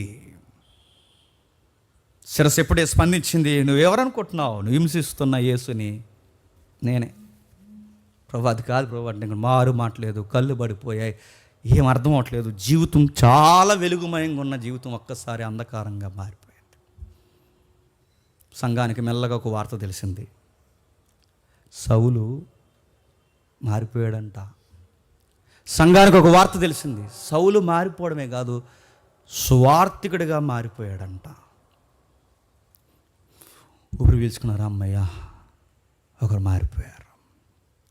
స్త్రీలను కూడా చూడకుండా హింసించేవాడు మారిపోయాడు, పురుషులను స్త్రీలను ఒకేలా కొట్టి హింసించేవారు మారిపోయాడు. సంఘం ఊపిరి పీల్చుకుంటుంది. ప్రభుత్వం దాడి ఎలా ఉన్నా మనకి యూదులుగా ఉన్నవారు మనల్ని హింసిస్తున్నప్పుడు ఇది బాధాకరమైన విషయం. సరే, సౌలు మారిపోయాడని అందరూ ఊపిరి పీల్చుకుంటున్నారు, బాగానే ఉన్నాయి పరిస్థితులు. మత పెద్దలు తగ్గారు, మతంలో యాక్టివ్గా ఉండే సౌలు లాంటి వారు మారిపోయారు, అంతా బాగుందిలే అనుకునే సమయానికి మళ్ళీ సంఘం మీదకు ఒక వార్త వచ్చింది. ఆ వార్త ఏంటంటే, ఈసారి ప్రభుత్వం ఇన్వాల్వ్ అయిందంట. అంతకుముందు మత ఉన్మాదులు టీమ్స్గా దాడి చేశారు స్తెఫను మీద. అంతకుముందు ప్రత్యేకమైన ఏదో జీవితం ఇదే అన్నట్టు శ్రద్ధ తీసుకుని చంపేయడానికి బయలుదేరాడు ఈ సౌలు. ఆ మతమోకపోయారు, చెప్పండి, ఈ సౌలు మారిపోయాడు. సరే అమ్మయ్య అంతా బాగుంది పరిస్థితి అనుకునే సమయానికి గవర్నమెంటే తిరగబడిందంట. తిరగబడి ఏం చేసిందంటారా, ఈ క్రిస్టియానిటీలో యాక్టివ్గా ఉండే మెంబర్స్ ఎవర్రా, 3 పేర్లు తెర మీదకి వచ్చాయి, పేతురు, యోహాను, యాకోబు. ఈ 3 పేర్లు తెర మీదకి వస్తే దగ్గరగా దొరికేసే వాళ్ళు ఎవరు ఉన్నారా, 2 తలకలు అయితే త్వరగా దొరికేస్తాయండి అన్నారు. ఎవరు, పేతురు, యాకోబు దొరికేశారు. తీసుకెళ్లారు. చూస్తుండగానే యాకోబుని ఏం చేస్తున్నారు ఒక్కసారి 12వ అధ్యాయం చూడండి. మనం అధ్యాయాలు దాటుకుంటూ వస్తున్నాం. 12వ అధ్యాయం దాదాపు అదే కాలమందు రాజైన ఏరోదు సంగపు వారిలో కొందరిని బాధ పెట్టుటూ బలత్కారంగా పట్టుకుని అతడు పోయాడంటే చెప్పండి ఈడు తయారయ్యాడు. అతను మారిపోయాడంటే ఇప్పుడు ఏరోదు సంఘానికి విరుద్ధంగా మారిపోయాడు. అంటే ఒక్కరు పోతే ఒకటి ఎప్పుడు సంఘం గుర్తుపెట్టుకోండి. సంఘానికి వస్తే బాధలు సంఘంలో నుంచైనా వస్తాయి, సంఘానికి వస్తే బాధలు బయట నుంచైనా వస్తాయి, సంఘానికి వస్తే బాధలు చెప్పండి ప్రభుత్వం నుంచైనా వస్తాయి. మొత్తం మీద సంఘానికి ఏదో ఒక తలపోటు చెప్పండి ఉంటుంది. ఏదో ఒక తలపోటు సంఘానికి లేకపోతే ఏం చేస్తాం? కానుకలన్నీ కలిపి వారానికి ఒకసారి చెప్పండి కాక ముక్కడు ఒకేసుకుని తినేసి వెళ్ళిపోతాం. ఇక్కడి నుంచి బోధలు ఏడేసుకుంటాం అని అడుగుతాను. ఏ బాధ లేకపోతే సడన్గా గుర్తొచ్చేదేడు చెప్పండి. మనసు ఆనందంగా ఉంటే ఎక్కడికి పోతాం? రెస్టారెంట్కి పోతాం. మనసు ఆనందంగా ఉంటే ఏం చేస్తాం? బిర్యానీ వండుకుని తినేస్తాం ఇంట్లో. మనసు ఆనందంగా ఉంటే, మనకు ఆనందం ఉంటే మన పొట్ట ఏం కోరుకుంటా చెప్పండి చెప్పండి కానా పేనా చెప్పండి సో అనా ఇదే కదా మనం కోరుకునే ఎంజాయ్ ఏదో ఉందంటే అదేగా. అలాంటి ఫీలింగ్స్ వస్తాయి. అందుకే సంఘానికి ఏదో ఒక శ్రమ ఉంటుందండి, ఇబ్బంది ఉంటుందండి, సమస్య ఉంటుందండి. అందుకే దేవుడు మన జీవితంలో సంఘ జీవితంలో ఏదో ఒకటి ఉంటుంది. అది లేకపోతే మన ప్రేయర్లో వెయిట్ ఉండదు, మన ప్రార్థనలో బరువు ఉండదు. ఆ బరువు ఉండాలంటే దేవుడు ఏదో ఒకటి చేస్తూ ఉంటాడు. ఈరోజు ఇంతమంది వచ్చారు. నా నోరు ఆగదో అయినా చెప్తున్నాను నేను. నాకున్న దరిద్రం అనుకోవాలి, మరి ఏమనుకోవాలి తెలియదు. కానీ కొంతమంది సవాల్ చేస్తున్నారు బయట నుంచి. సంఘానికి జనం ఎలా వస్తారో చూస్తాం. ఇదిగో ఎలా వస్తారు నేను చెప్తున్నాను. ఎలా వచ్చారు కుర్చీలు సరిపోనంత వచ్చారు. బయట నుంచి అంటున్నారు ఎలా వస్తారో మేము చూస్తాము అని వాళ్ళ మెదళ్ళు చెడగొట్టడానికి ప్రచారకర్తలకు కొంతమంది మారిపోయారు. నేను అడుగుతున్నాను, వస్తారు. మీరు ఎంత ఆపాలనుకున్నా, సత్యం వినాలనుకున్న వారు వస్తారు, ఎలాగైనా వస్తారు. అందుకని అడుగుతున్నాను, నిలబడిన మనలో ఆ ఫైర్ ఉంటే, నిలబడిన మనలో పరిశుద్ధాత్ముడు ఉద్దేశం ఉంటే, ఉద్యమం ఉంటే ఖచ్చితంగా పబ్లిక్కి ఆ సెగ చాలా గట్టిగా తగులుతుంది. యాకోబుని చంపేస్తే ఆగిపోతారా? స్తెఫను చంపేస్తే ఆగిపోతారా? రకరకాల వ్యక్తుల్ని ప్రభుత్వమే చొరవ తీసుకుని చంపేస్తే ఆగిపోతారా? ఆగలేదు కనుక ఆగలేదు. వచ్చారు. ఏ రోజు అన్నాడట బలత్కారంగా పట్టుకుని. ఇంకా అరెస్ట్ వారెంట్లు ఏ వారెంట్లు లేవు. కనీసం అతనికైనా వారెంట్ ఉంది. ఎవరికి? కనీసం వారికి ఏదో పర్మిషన్ సర్టిఫికేట్ ఉంది. ఈయనకి ఎందుకు ఉంటుంది? ఎందుకంటే రాజుకు కోపం వస్తే దెబ్బలకి ఏముండదట, ఫ్రీ. రాజుకు కోపం వస్తే దెబ్బలు కొద్దిగా ఉంది, కొట్టడానికి పట్టుకోవడానికి ఇంకేమి వెనక ముందు లేదు. అరెస్టుల మీద అరెస్టులు చేసినట్టు ముఖ్యంగా ఇద్దరిని పట్టేసుకున్నారు, లోపల తీసుకెళ్ళాడు. ఏం చేస్తున్నాడు చూడండి. యోహాను సహోదరుడైన యాకోబుని ఖడ్గము చేత చంపించి స్తెఫను చంపేశారు. స్త్రీలను చంపేసే ప్రయత్నం చేశారు, పురుషులను చంపేసే ప్రయత్నం చేశారు. సంఘాన్ని ఎంత బాధ పెట్టాలో అంత బాధ పెట్టారు. ఇప్పుడు సంఘాన్ని బాధ పెట్టడం కాదు, ఇప్పుడు తలకాయని చెదరగొడుతున్నారు. సాతానుగాడు ప్రభుత్వాలు మతాలు చేసే పని ఏంటంటే, మందకాపర్ను కొట్టామనుకోండి చెప్పండి మందంతా పరారవుద్ది. అందుకే యుద్ధాలు చేస్తున్నప్పుడు, పూర్వకాలపు యుద్ధాలు, రాజుకు ముందు ఒకడు ఉంటాడు జెండా అట్టుకుని. ఇలా జెండా ఎగురుతుంది కదా, ఇలాగా అలా వాళ్ళకి సంబంధించిన జెండా ఇలా ఎగురుతుంది. ముందు ఎవరిని టార్గెట్ చేస్తారు చెప్పనా? ఆ జెండా పట్టుకుని కొడేస్తారు ముందు.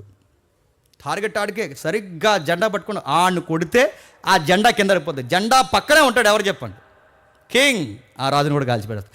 ఎప్పుడైతే జెండా గాడిని కింగ్ని కాల్చిపడేశారో ఇంక యుద్ధం అవసరం లేదు, వెనకాల ఉన్న వాళ్ళందరూ పారిపోతారు. అందుకే నిర్ణయం తీసుకున్నారు, తలకాయల్ని లేపేయాలి అని. తలకాయల్ని తీసేయాలని. ఎవరిని తీసేస్తున్నారు తలకాయల్ని? స్తెఫను యాక్టివ్గా ఉంటే ఆ తలకాయని తీసేస్తారు. ఇప్పుడు యాక్టివ్గా ఉండే పేతురుని తీసుకొచ్చేస్తారు. ఇప్పుడు ఇదిగో మళ్ళీ యాకోబుని తీసుకొచ్చారు. యాకోబుని చూస్తుండగా ఖడ్గం చేత చంపేశారు. ఎందుకు చంపేశారు సార్? మీకు యాకోబు గారికి ఏమన్నా పర్సనల్ వార్ ఏమైనా ఉందా అని అడిగితే, అసలు యాకోబుని అంత ముందు అంత ఎక్కువగా చూసిన గొడవ ఏమి లేదు ఏ రోజుకి. సరే గవర్నమెంట్ ఏమైనా ఎదిరించాడా, లేకపోతే ఏమైనా పన్ను కట్టనన్నాడా, ట్యాక్స్ విషయంలో ఏమైనా ఇబ్బంది పెట్టాడా? అసలు యాకోబు గారిని చంపేసేంత కారణాలు ఏమున్నాయి సార్ అని అడిగితే, కారణాలు ఏమీ లేవు, కానీ నేను ఎందుకు చంపేశానంటే పబ్లిక్ ఇష్టమని చంపేశాడంట. పబ్లిక్ ఇష్టమని చంపేస్తారంటే కొంతమంది అధికారులు ఉంటారు, పబ్లిక్ ఇష్టం అని తెలిస్తే పేడైనా తింటారు. అధికారులు కూడా దరిద్రం బుద్ధి అది.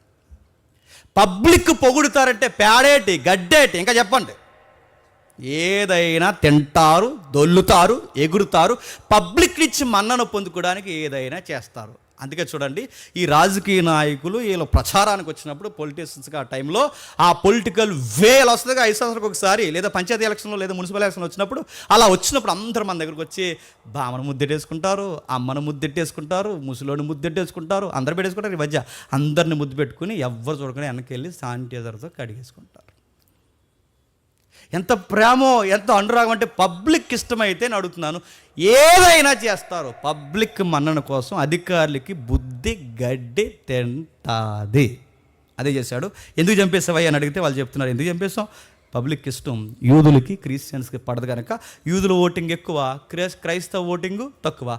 మెజారిటీ ఓటింగ్ వీళ్ళు ఉన్నారు కనుక వీళ్ళకి ఇష్టమైన పని చేస్తాను తప్ప వీళ్ళకి ఇష్టమైన పని నేను చేయను కనుక, వీళ్ళని చంపడం ఇష్టం కనుక వీళ్ళ కోరిక కొరకు చెప్పండి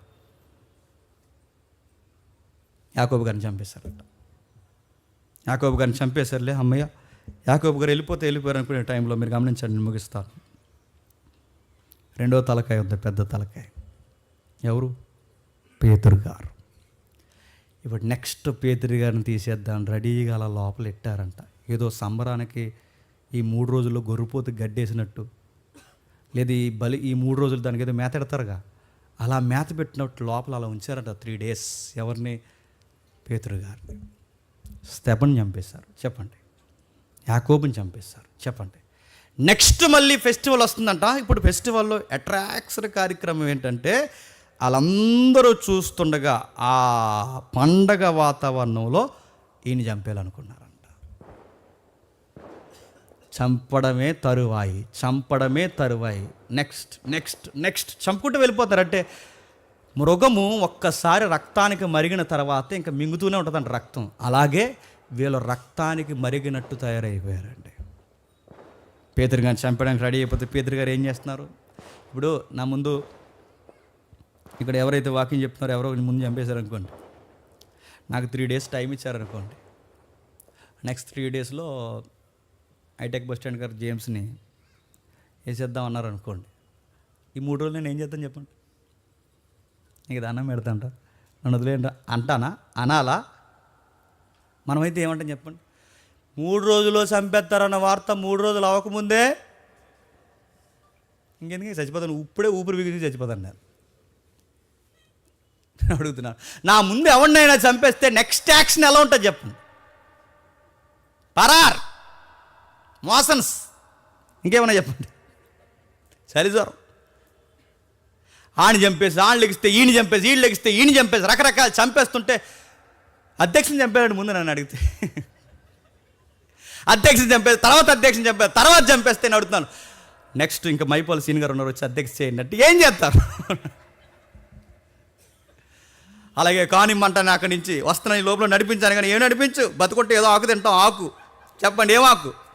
నీకు దన్నం, నీకు నీ సంఘానికి నీ నోరు కుదురుండదు. మేము పోతామని పోరా చెప్పండి. తమ్ముడు గారు వెళ్తున్నాం, బతుకుంటే పరదేశంలో కలుద్దాం. అయినా దేవుడు మళ్ళీ ఎదురెళ్ళిపోయి చచ్చిపోమన్నాడా? ఎన్ని డైలాగులు, ఎన్ని ఫిలాసఫీలు ఇవన్నీ వస్తాయి. కానీ పేతురు గారు మనలాంటి కంగారోడు కాదు, పిరిగోడు కాదు. చంపుతారా? చంపనే. స్తెఫను చంపారా? చంపనే. నెక్స్ట్ నన్ను చంపుతారా? చంపనే. మరి ఏం చేస్తారు సార్ ఈ టైంలో అంటే? ఏముంది, ప్రేయర్ చేసుకుంటాను, రెస్ట్ ఉంటే ప్రశాంతంగా నిద్రపోతాను. అలాంటి గుండెలు ఉండాలండి. ఎంత టెన్షన్ వచ్చినా ప్రశాంతంగా నిద్రపోయే గుండె, అలాంటి గుండె మనకు కావాలి. పేతురు గారు ప్రశాంతంగా నిద్రపోవడం ఏంటంటే, పేతురు గారు అరెస్ట్ అయ్యారంటే బయట వాళ్ళు నిద్రపోవట్లేదు 6 రోజుల నుంచి. పేతురు గారు అరెస్ట్ అయ్యారంటే సంఘానికి నిద్రలేదు. కానీ ఆయన లోపల ఏం చేస్తున్నాడు? ప్రేయర్ చేసుకుని ప్రశాంతంగా నిద్రపోయి, లేపితే తింటాడు, లేకపోతే నిద్రపోయి ఉంటాడు, లేదా ప్రేయర్ చేసుకుంటాడు. ఎంత రెస్ట్లో ఉన్నాడో. సంఘం మాత్రం గోజాడేస్తుందంట, దేవా దయచేసి తలకాయలందరినీ తీసేస్తున్నారు, పేతుర్ని ఎలాగైనా సరే విడుదల చేయి ప్రభువా, ప్లీజ్ అని ఎన్నో అనేకమైన ప్రార్థన విజ్ఞాపనలు చేస్తూ పేతుని విడుదల చేయి ప్రభు అంటే ఈ మనిషికి అసలు విడుదల మీదే లేదు. లోపల కూర్చున్నాడు, నిద్రపోతున్నాడు. ఎంత నిద్రపోయాడంటే దేవదూత లేపి ఆ సంఖ్యలు, ఆ ద్వారబంధాలు ఉంటాయి చూసారా, గేట్స్, మెయిన్ గేట్స్ ఏవైతున్నా ఆ గేట్స్ బదలగొట్టి దేవదూత ఇలా చేయబట్టుకుని ఆ సౌరస్తా జంక్షన్, అదే మన 4 రోడ్ల జంక్షన్స్ ఏవైతే ఉంటాయి మన రచ్చబండ్లు, ఆ ఊరికి జంక్షన్కి అక్కడ తీసుకొచ్చి పేతురు జాగ్రత్తగా వెళ్ళంటే ఇదంతా కళ అనుకుంటున్నాడంట. మీకు ఏమర్థమవుతుందంటే బహుశా ఈయన నడుస్తున్నప్పుడు కూడా ఒక కునికిలాగేసాడు అనమాట. ఎవరు చెప్పండి? ఈ మనిషికి టెన్షన్ లేదండి, టెన్షన్ లేదు, వాళ్ళకి ఏ బాధ లేదు, చచ్చిపోతారన్న కంగారు లేదు. ఎందుకంటే వాళ్ళ గుండెల్లో బలంగా స్థాపించుకున్నారు, బతుకుంటే సువార్త చెప్తాం, చచ్చిపోతే ఆయన దగ్గరికి పోయి టైం అయిపోయింది ప్రభువా వచ్చేస్తాం. ఆ తెగింపు కలిగిన సువార్థికులు కనుక వాళ్ళు పెద్ద టెన్షన్ అవ్వలేదు. దేవదూత వచ్చి నువ్వు నడుస్తున్నావంటే కళ అనుకుంటున్నాడట. ఆ కళ అనుకునే టైంలో ఇప్పుడు సంఘం ప్రార్థన చేస్తుంది. నేను ముగించేస్తున్నాను. సంఘం ప్రార్థన చేస్తుంది, సంఘం చాలా విజ్ఞాపన చేస్తుంది. ఇప్పుడు ఎక్కడ సంఘం పెట్టినా ఏం చేస్తారు చెప్పండి? అక్కడ ప్రేయర్ జరుగుతుందంటే ఏ రోజు మనుషులు ఎవరైతే ఉన్నారో అక్కడికి వచ్చేస్తారు, మత పెద్దలు ఎవరైతే ఉన్నారో అక్కడికి వచ్చేస్తారు, ఏ రోజు సంబంధించిన పోలీసులైనా వస్తారు, మతానికి సంబంధించిన ఆ స్పెషల్ బాడీ గార్డ్స్ ఎవరైతే ఉన్నారో వాళ్ళైనా వస్తారు. ఎక్కడ ప్రార్థన జరుగుతుందంటే అక్కడ ఆ ఇంటి మీద దాడి జరుగుతుందా జరగదా? ఎవరింటికాడ ప్రార్థన జరుగుతుందంటే ఇంటెంటా చొచ్చి, ఆ పదం ఉందిగా, ఇంటెంటా చొచ్చి. వీళ్ళింట్లో ప్రేయర్ జరిగితే ఇంటోల్ని పట్టుకుంటారు, ఇంట్లో ప్రేయర్కి వచ్చిన వాళ్ళని పట్టుకుంటారు. ఇంకెక్కడ స్థలాలు లేవని మీరు ఇంట్లోనే ప్రార్థనలు పెడతారా అని చెప్పి వాళ్ళ పీకల మీద అడుగేసి ఈ రోజుల కన్నా అంతకన్నా ఎక్కువగా చంపారు, ఈ రోజుల కన్నా అంతకన్నా ఎక్కువగా బంధించారు. నేను అడుగుతున్నాను, మన సొంత స్థలం, మన సొంత గృహం, మన సొంత ఇంట్లో ప్రేయర్ పెట్టుకుంటే ఇప్పుడు పెట్టుకొని ఎత్తున్నారా? దానికి 70 పర్మిషన్లు కావాలి. మన సొంత స్థలంలో, మన సొంత కట్టడంలో, మనలో మనం ఇండోర్లో ప్రేయర్ పెట్టుకుంటే పక్కనోడికి సెగ వచ్చేస్తుంటుంది. ఈరోజే ఇంత రాజ్యాంగ సౌలభ్యం ఉన్న ఈ రోజుల్లోనే ఇంత అసూయత చచ్చిపోతుంటే 2000 సంవత్సరాల క్రితం ప్రేయర్స్ పలానా వాళ్ళ ఇంట్లో జరుగుతున్నాయంటే ఆ ఇంటి యజమానిని ఏం చేస్తారు? మెడకాయ మీద తలకాయ చెప్పండి తీసేస్తారు. ప్రభుత్వానికి వ్యతిరేకమైన ప్రార్థనలు పెట్టేస్తున్నారా? ప్రభుత్వానికి వ్యతిరేకమైన మనుషులను తీసుకొచ్చి మీ ఇంట్లో కూర్చోబెట్టి చక్కగా మీరు భోజనాలు పెట్టి ప్రేయర్ చేయమని ఈ జీసస్ పేరు చెప్పి మీరు ఎలాంటి కల్లోలం మీరు సృష్టిస్తారు? ఎవర్రా ఇక్కడ పర్మిషన్ ఇచ్చింది? ముందు ఆ ఇంట్లోని బయటికి లాని చంపబడేస్తారు. యెరూషలేములో పెట్టలేకపోతున్నారు, సిరియాలో పెట్టలేకపోతున్నారు, ఆ సిరియా రాజధాని దమస్కస్, ఆ దమస్కులో పెట్టలేకపోతున్నారు. ఎక్కడ ప్రేయర్స్కి పర్మిషన్స్ లేవు. ఎక్కడైనా ఎవరింట్లో అయినా ప్రార్థనకి అవకాశం ఇస్తే ఆ ఇంటి యజమానికి చాలా ప్రమాదం. అలాంటి టైంలో గమనించండి, మతమోకలు తిరగబడుతున్నాయి, రాజకీయం తిరగబడుతుంది, అధికారులు తిరగబడుతున్నారు, యూదులు తిరగబడుతున్నారు, అందరూ తిరగబడుతున్నారు. ఎంతమంది తిరగబడుతున్న టైంలో రివైవల్ స్టార్ట్ చేయడానికి ఒక వీర వనిత తెర మీదకి వచ్చిందంట. ఆ వీర వనిత పేరు మార్కు తల్లి మరియా. గుర్తుపెట్టుకో. సమాజం ఇంత పాలిటిక్స్లో, రాజకీయంలో, మతంలో, కుట్రతో, అన్యాయంతో జరిగిపోతున్నప్పుడు ఏ పురుషులు స్పందించాలి లేదో నాకు తెలియదు, కానీ ఆ తల్లి మాత్రం అందట అక్కడ ప్రార్థన పెట్టడం కాదు, ఇక్కడ ప్రార్థన పెట్టడం కాదు, ఎక్కడ ప్రార్థన పెట్టడం, మా ఇంట్లో పెట్టండి ప్రార్థన, ఎవడొస్తాడు నేను చూసుకుంటాను. మా ఇల్లు ఉంది, 2nd ఫ్లోర్ ఉంది, మా ఇల్లు ఉంది, ఇదిగో 2 అంతస్తుల బిల్డింగ్ ఉంది, మా మేడగదిలో పెట్టండి. లేదమ్మా చంపేనేను సార్, ప్రభు కోసం చనిపోయిన కన్నా దానికన్నా ఏముందండి, మా ఇంటిని ఇచ్చేస్తున్నాను, మా ఇంటిని ప్రార్థనా గృహంగా మార్చేయండి, మా ఇంటిని ప్రార్థనా గృహంగా మార్చే. తన ఇంటిని ప్రార్థనా స్థలంగా మార్చింది. ఆ ఇంట్లో కూర్చొనే సంఘం అంతా ఎవరి కోసం ప్రార్థన చేస్తుంది చెప్పండి? ఆ ఇంట్లో కూర్చునే సంఘం అంతా ఆ పేతురు గారి కోసం ప్రార్థన చేస్తుంది. అంటే ప్రార్థన చేయడానికి స్థలం కావాలి. యెరూషలేము మందిరానికి రానివారు, ఎక్కడ బయటికి రానివారు, కానీ ఆ రోజు ప్రార్థన చేసుకోవడానికి సంఘానికి స్థలం ఎవరు ఇచ్చారు చెప్పండి? ఇప్పుడు చెప్పండి, మదర్స్ డేలో మనకి ప్రత్యేకమైన ఆకర్షణీయమైన తల్లి ఎవరో తెలుసా? స్థలం ఇచ్చేసిన, ఇల్లు ఇచ్చేసిన, మళ్ళీ చెప్తున్నాను, ఇల్లు తన ఇంటిని ఇచ్చేసిన ఆ మరియా, మార్కు తల్లి మరియా, ఆమె దేవుని రాజ్యంలో తల్లి. అంటే మరో మాట చెప్తున్నాను వినండి, స్థలం ఇచ్చి ఆగిపోయిందా? ఆమె చేసిన పని చెప్పిన, స్థలం ఇచ్చే ఆగిపోలేదు.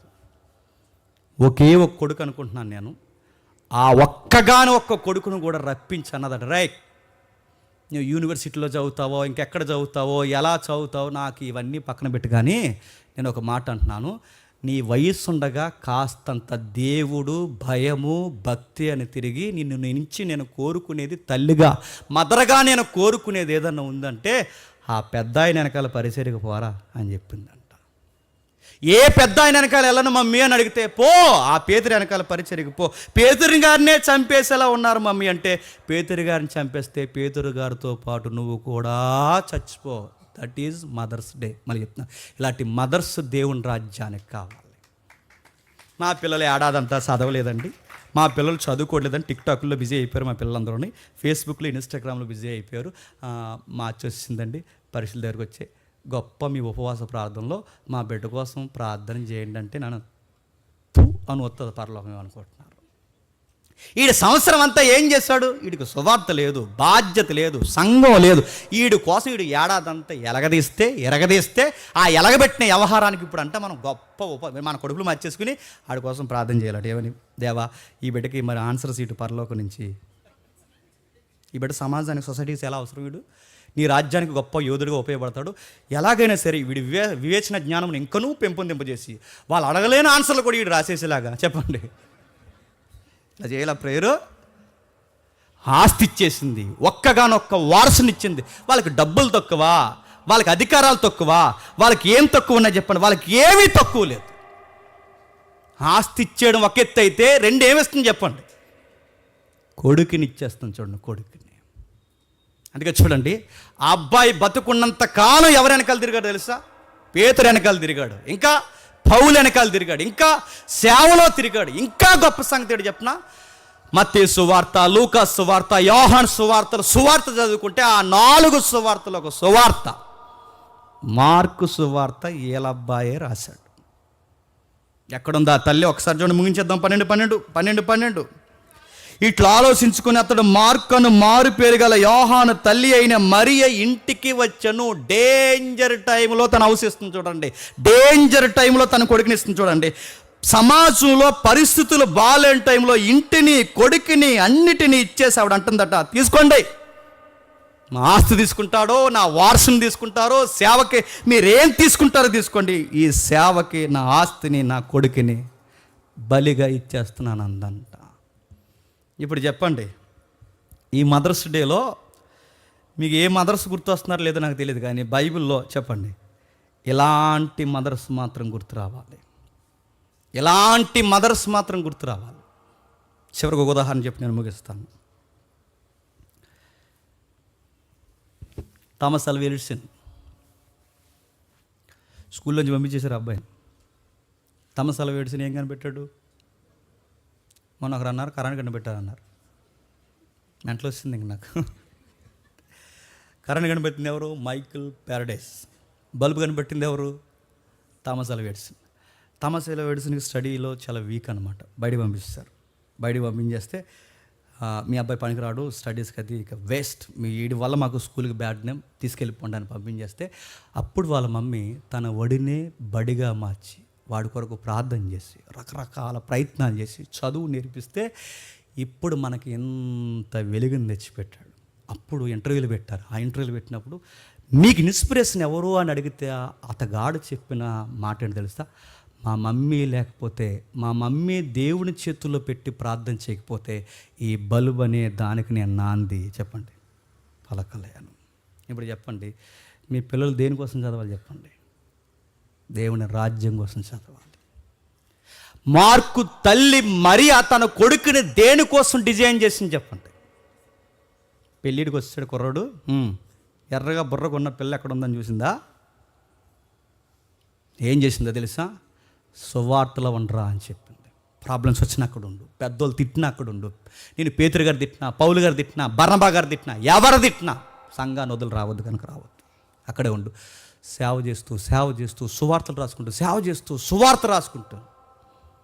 చరిత్రలో మార్కు పరిస్థితి కూడా పరిచర్యలోనే కరిగిపోయిన కొవ్వొత్తులాగా మారిపోయాడు. ఇప్పుడు చెప్పండి, సంఘం విస్తరించాలంటే, సంఘం నిలబడాలంటే ఇలాంటి మదర్స్ కావాలి. అలాంటి మదర్స్ ఏరి. నేను ఎప్పుడు చెప్పిన జోకే మళ్ళీ చెప్తున్నాను ముగించే ముందు. పెద్దమ్మ మానేసేవే సంఘాన్ని, ఈ సంఘం మానేసి ఆ సంఘానికి వెళ్తున్నావే పెద్దమ్మ అని అడిగితే అత్తమాలు ఏళ్ళు నా వైపు ఎత్తుతున్నాడు, మానేసాను అందంట. ఇంక నీకు ఏలెత్తకూడదు, నీకు ఏలెత్తకూడదు, నిన్ను ఏమనకూడదు, రామ్మ పొలం దేవి అని నిన్నేం చేయాలి చెప్పండి? గద్దిస్తారు, తిడతారు, అంటారు, మార్చుకోమని చెప్తారు. దాని వెనకాల నువ్వు నేర్చుకోవాల్సిన పాఠం ఏంటో తెలుసా? ఎవరిని చూడకుండా ఇదిగో ఈ సంఘానికి నా బిడ్డల్ని ఇస్తాను, నా ప్రేగు బంధాన్ని, నా కడుపు బంధాన్ని, నా కొడుకుల్ని, కూతుర్ని ఇదిగో ఆయన రాజ్య వ్యాప్తి కొరకు నేను ఇచ్చేస్తాను. అలాంటి తల్లులు కావాలి. తల్లుల్లో మరో పొరపాటు ఉంది. పూర్తిగా సేవలో ఉంటేనేమో చదువు ఎగ్గొడతారు, చదువులో పూర్తిగా ఉంటేనేమో సేవ ఎగ్గొడతారు. అది తప్పు. సేవలో పూర్తిగా అడావుడిగా తిరిగి పరీక్షల టైంకి చదవడం మానేసాడు. ఎవడికి అవమానం చెప్పండి? నీ వల్ల దేవునికి అవమానం. చదువు ఉండాలి, పరిచర్య ఉండాలి, బాధ్యత తీసుకోవాలి, పిల్లలతో మాట్లాడాలి.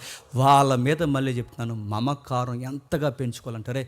నువ్వేమవుతావు లేదో నాకు తెలియదు, కానీ నువ్వు మాత్రం చెప్పండి సేవలో ఒక గొప్ప పాత్ర వాళ్ళు. ఆ రేంజ్లో నుంచి నువ్వు యేసయ్యను ప్రకటిస్తుంటే ఈ కళ్ళు చూసి నా గుండె ఒక్కసారి తరించిపోయి ఆ రోజు చచ్చిపోతే చాలరా. అలా టార్గెట్స్ ఉన్న మమ్మీస్ ఉన్నారా? అందరూ సంతురు మమ్మీలే ఉన్నారా చెప్పండి? ఆ అందగాడు ఎవరు అనుకుంటున్నారు? ఆ కందిరీగ మా బిడ్డే అని చెప్పుకుంటారు. అది కదా అమ్మాడు బండి తినంగా తోలుతలేదు, అలాగే తోలుతున్నాడు. అడు అంటాడు తోలుతాడండి, ఇప్పుడు తోలకపోతే ఇంకా ఎప్పుడు తోలుతాడండి. నేను నెట్టేయాలి వెనకాల, ఆ వెనకాల బండికి నేను కట్టేసి ఆ 2 కాళ్ళకి ఈడ్చేయాలని చెప్తున్నా. కొడుకుల తప్పుల్ని, కూతుర్ల తప్పులు వెనకేసుకొచ్చే వాళ్ళు లేరు. తన్ని తాడదీక మళ్ళీ చెప్తున్నాను, వెనకేసుకొచ్చే వాళ్ళు లేరు. ఉన్నారు. ఒక ప్రార్థన ఉండదు, ఒక బైబిల్ ఉండదు, ఒక సహవాసం ఉండదు, ఏమి ఉండదు, ఒక భయభక్తులైన జీవితం ఉండదు. ఇలాంటి పనికి మాలిన వ్యవహారాలు దేవునికి వ్యతిరేకంగా చేస్తుంటే మీ బిడ్డలమ్మ అని చెప్పినప్పుడు సిగ్గుపడు, బాధపడు. ఇలా ఉంటే దేవునికి బాధాకరమైన బిడ్డగా మారిపోతావరా, నేను ఎలాంటి పరిస్థితుల్లో మేము కన్నావరా అని దేవుని కొరకు ఒక ఉజ్జీవమైన కార్యక్రమానికి నాంది పలకడానికి కొన్ని మాటలు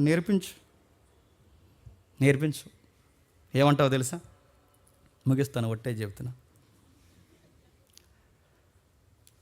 ఇంజనీర్ వైపు కనీసం ఐఆర్ఎస్ అన్న అయిపో అన్నారంట. ఐఏఎస్ కానీ ఐపీఎస్ కానీ కేటగిరీ ఐఆర్ఎస్ కానీ ఇంకా ఏమవకపోతే ఎంఆర్ఓ అన్న అయిపోరా అందంట. మీకు ఊరి పేరు చెప్పకూడదు, మళ్ళీ నా మీద క్లెయిమ్ చేస్తారు. ఈ ఏరియాలో వాడు గ్రూప్స్ కొట్టాడు. సంబంధానికి వెళ్ళారు ఆ ఏరియాకి సంబంధానికి వెళ్తే ఆ ఏరియాలో జోకేడు చెప్పిన బాబు ఏం చేస్తున్నాడు అంటే మెయిన్స్ అయినాయి, రేపు మాకు ఇంటర్వ్యూ ఉంది, ఇంటర్వ్యూకి కూడా వెళ్ళాలి అంటే తెలుసు కదా ఏరియా, మేము మీటింగ్కి వెళ్ళిన ఏరియా పేరు చెప్పట్లేదు. ఆ ఏరియాలో జోక్ ఏంటంటే గ్రూప్స్ కొట్టాడా అంటే గ్రూపులో ఏమంటారని అడిగితే ఐఏఎస్లు ఐపీఎస్లు ఉంటారు, ఐఆర్ఎస్లు ఉంటారంటే పని బీఈడీ చేసి మళ్ళీ పోయారా అన్నారంట. వాళ్ళకి మెంటలు వచ్చింది. ఐఆర్ఎస్ ఎక్కడ, ఐపీఎస్ ఎక్కడ, బీఈడీ ఎక్కడ? పని బాబుని బీఈడీ చేసి మళ్ళీ పోయారు అన్నారు. అంటే ఆ ఏరియాలో గొప్పేడు చెప్పిన టీచర్ అయిపోవడమే చెప్పండి కలెక్టర్ కన్నా గొప్ప. నేను మళ్ళీ అడుగుతున్నాను, చదివించండి, నేను చదివించొద్దంటలేదు, గవర్నమెంట్ ఉద్యోగాలు కొట్టించొద్దు, కానీ ఆ స్థాయిలో నుంచి ఆ నోరు ఎవరి కోసం మాట్లాడాలి చెప్పండి? అది గుర్తుపెట్టుకోండి. ఒక ఎస్తేర్ లాగా, ఇంకెవరన్నా చెప్పండి, ఒక యోసేపు లాగా, దానియేలు లాగా, ఇంకెవరన్నా చెప్పండి, ఐథెన్స్ రాజ్యాంగం ముందు నిలబడిన పౌలు గారి లాగా గొప్ప ప్రసంగాలు మన పిల్లలు మాట్లాడుతున్న నాలెడ్జ్కి పబ్లిక్ మరి చెప్తున్న మూతి మీద చేసుకుని నిలబడి ఇంత సబ్జెక్ట్ని కోట్ చేసి బైబిల్ చెప్తుంటే మనం ఎదిరించలేక ఏమైపోయి చెప్పినా మాకు బాప్టిజాలు ఎప్పుడు ఇస్తారా అని అడగాలి. మన పిల్లలు అందుకే చదవాలి. ఒక బుక్ చదివినా, ఒక న్యూస్ పేపర్ చదివినా, ఏది చదివినా మన పిల్లలు అందుకే చదవాలి. మన ప్రభుని ఆ స్థాయిలోని సెలబ్రేషన్ ఇవ్వాలి.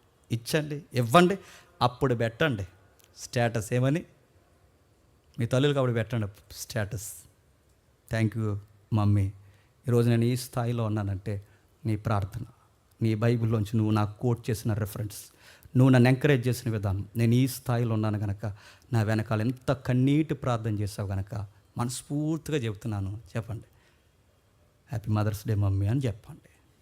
అప్పుడు చెప్పరు మమ్మీ మొన్న 500 ఇచ్చావు కనుక నీకు హ్యాపీ మదర్స్ డే అంటే, ఇంకా 500 ఇవ్వకపోతే నెక్స్ట్ మదర్స్ డే ఉండదు. ఇక్కడ దొంగ న్యూస్లు కాకుండా తల్లిల్లా చెప్తున్నాను, మరియలు కావాలి, తల్లుల్లా చెప్తున్నాను. నాకు చెల్లి కోట్ చేసింది. ఎవరైతే ఉన్నారో అవ్వమ్మ, ఎవరైతే ఉన్నారో రెబకమ్మ, ఎవరైతే ఉన్నారో శారమ్మ, ఎవరైతే ఉన్నారో దెబోరా, ఎవరైతే ఉన్నారో సిలోమి, ఇంకా ఎవరైతే ఉన్నారో ఇలాంటి తల్లులు ఆ తరంలో వాళ్ళ స్టాండింగ్ తీసుకున్నారు కనుకే దేవుని రాజ్యం చెప్పండి విస్తరించింది. మీరు కూడా తీసుకోండి, మీ పిల్లల్ని అంతిక నిలబెట్టండి. రాజకీయ ఒత్తుళ్ళు ఎన్ని జరిగినా మన ప్రభు అయిన యేసుక్రీస్తు వరకు సాక్ష్యం ఇచ్చే ఒక న్యూ జనరేషన్ ఒకరోజు స్టార్ట్ అవ్వాలి. దేవుడు మిమ్మల్ని దీవించును గాక.